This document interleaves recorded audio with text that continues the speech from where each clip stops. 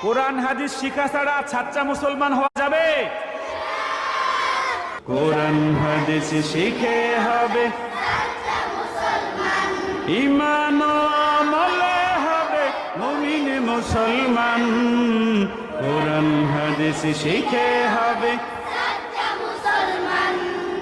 কোরআন হাদিস শিখে হবে তারা হরফে হরফে পাবে আল্লাহর পরিচয়। অন্তরেতে থাকবে সদা জাহান্নামের ভয়। হরফে হরফে পাবে অন্তরেতে থাকবে সদা জাহান্নামের ভয়। দিন কায়েমে করবে দিনী সমাজ বিনির্মাণ। কোরআন হাদিস শিখে হবে সাচ্চা মুসলমান।